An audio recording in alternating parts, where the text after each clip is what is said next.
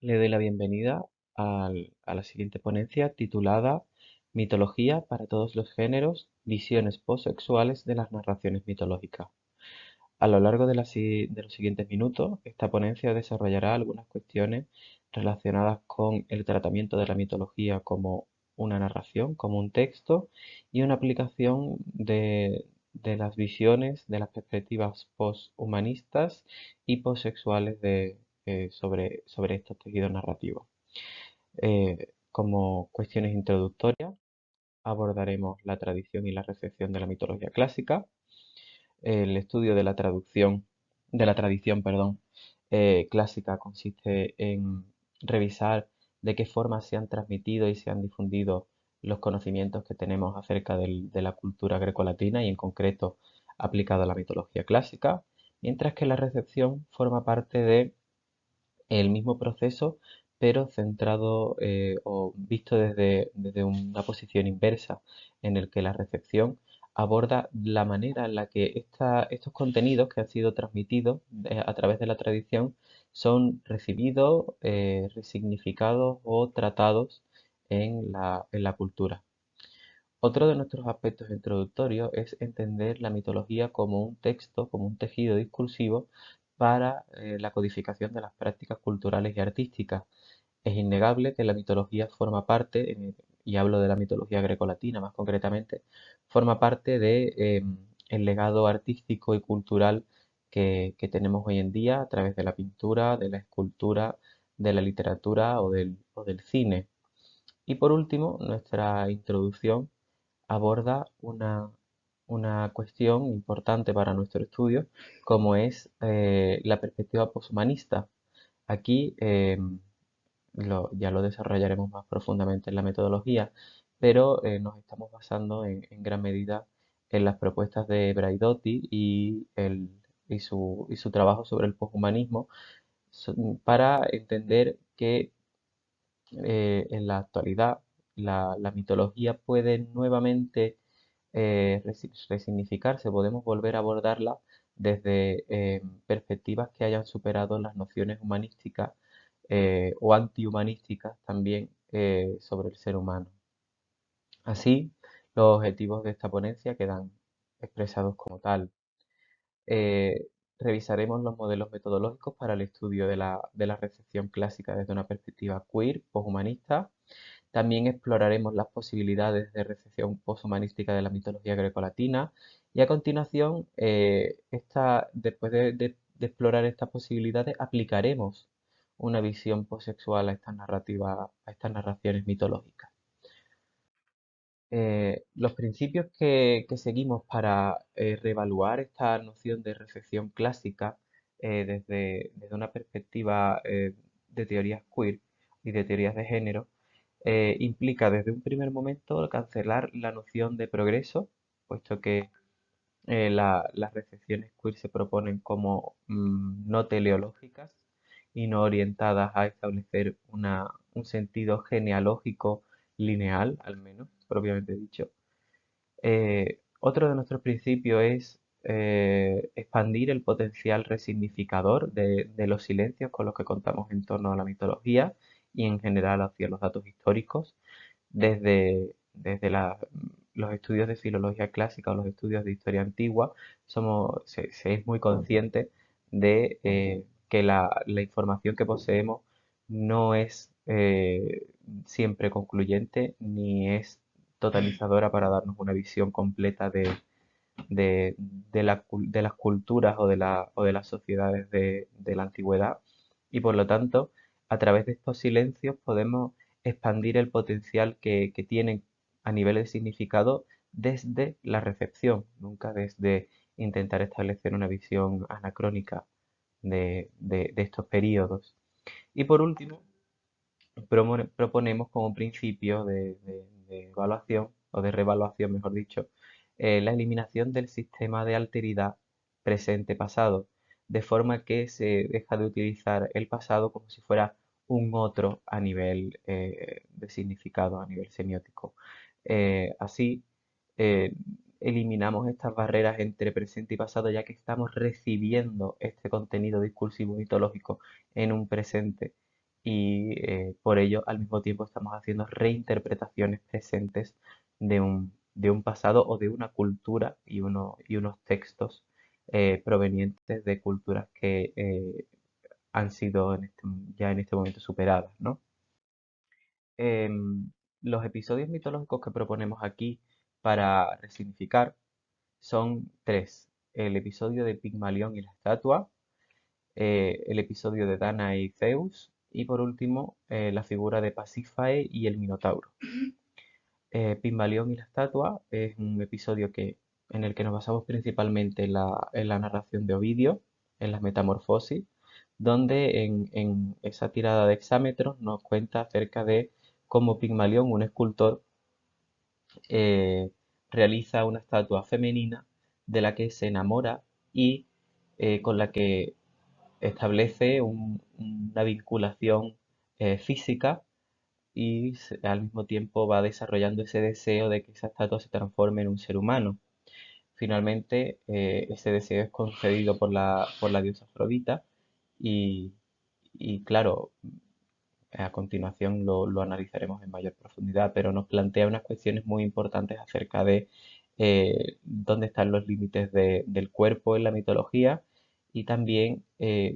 las tecnologías que se desarrollan para la legibilidad y la realización de los cuerpos. El episodio de Dana y Zeus es conocido a través de del arte y de la pintura porque posee gran popularidad, incluyendo una versión realizada por Gustav Klimt, por ejemplo, y aparece recogido en las fuentes originales como en Apolodoro, etc. Em, Zeus desea mantener relaciones sexuales con Danae y para ello se transforma en una lluvia de oro que es- cae sobre el cuerpo de Danae y así pues mantienen relaciones y se expresa también la potencialidad de la sexualidad sin cuerpo desde un punto de vista de la recepción. En el caso de Pasífae y el Minotauro es bastante evidente este caso, ¿no? La idea de Pasífae que tiene una relación fuera del matrimonio con el rey Minos, con un toro del que por intervención de los dioses se enamora y de esa unión entre un animal y un ser humano surge el Minotauro. Y el hecho de los híbridos humanos o los monstruos humanos en la mitología resulta muy interesante ya que abordan se pueden abordar desde una perspectiva tanto humanística como se